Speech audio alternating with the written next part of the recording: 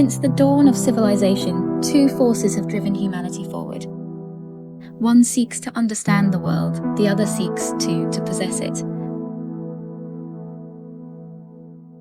Tonight, we ask the ultimate question: which is the true master of progress? Which is better, knowledge or wealth?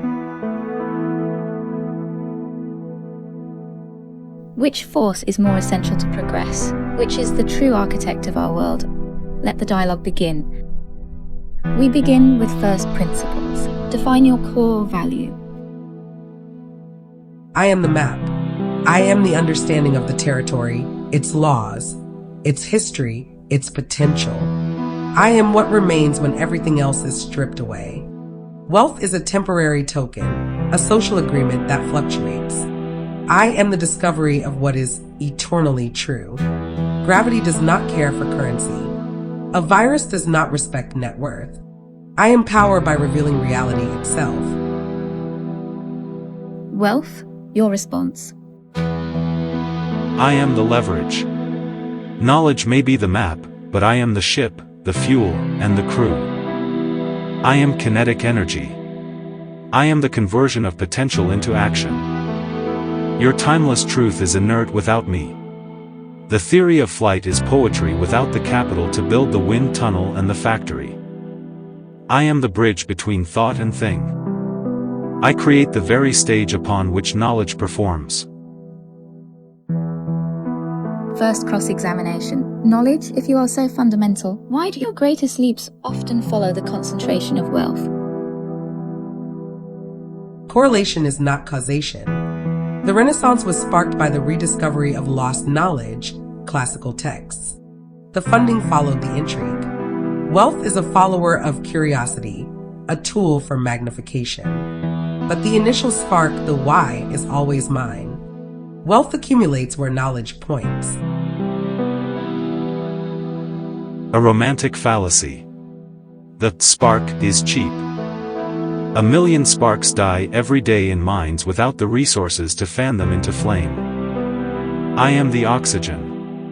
I decide which spark becomes a fire that warms the world, and which sputters out. I am the editor of reality. Shift the frame to the individual. Which of you truly liberates a human being? I provide agency. Immediate, tangible agency. I buy time, the freedom from drudgery to think. I buy access, to education, to healthcare, to networks. I buy security, the peace of mind that fosters creativity. Knowledge is a potential within. I am the key that unlocks the door to the library, to the laboratory, to a stable life where that potential can be realized. You confuse liberation with permission. What good is a key if you cannot read the signs on the doors? If you cannot discern the prison from the sanctuary, I provide sovereignty, the ability to think critically, to see through manipulation, to adapt when your provided security vanishes. Your agency can be revoked by market crash, by tyranny, by misfortune. My sovereignty is internal. It is resilience. A knowledgeable person in a prison cell can be free in mind. A wealthy person in a gilded cage is still a subject to fear, to boredom, to meaninglessness. Wealth is knowledge, not the ultimate defense against the loss of wealth itself. A philosophical comfort. Try paying a surgeon with sovereignty of mind. Try rebuilding a home washed away in a flood with resilience of thought. My loss is a material crisis. The knowledge of how to rebuild is useless without the lumber, the nails, the labor that I provide. I am the substance of recovery. And without the knowledge of engineering, that rebuilt house collapses again. You address symptoms, I address causes. Wealth treats the wound. Knowledge prevents the blow. Project forward, the next century. Which of you is the indispensable architect? The future's greatest perils are not resource shortages, but ethical and existential short circuits. Artificial intelligence, genetic engineering, climate engineering, These are knowledge-born tools of immense power. Deployed under the sole directive of wealth accumulation, they will optimize for efficiency, not wisdom, for profit, not flourishing. I must be the architect, the source of the ethical framework, the long-term vision, the understanding of complex systems. Wealth must be the carefully managed tool. Otherwise, we risk building a perfectly efficient road off a cliff. You describe a governance problem, which is a resource allocation problem. Implementing your ethical framework on a global scale? That is the largest project management challenge in history. It requires monumental coordination, infrastructure, and incentive structures, all domains of wealth. The future will be built through trillion-dollar transitions in energy, transportation, and food systems.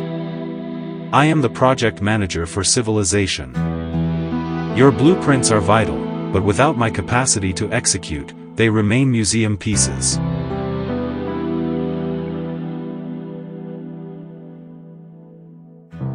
Final direct challenge.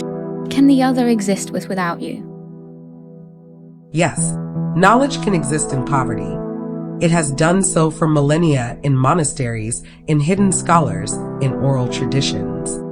It is austere, but it persists.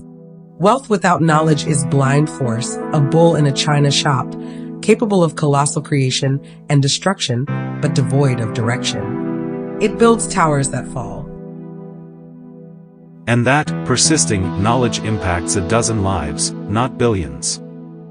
For knowledge to scale, to transcend the individual mind and shape the species, it requires me. I am the multiplier, the amplifier.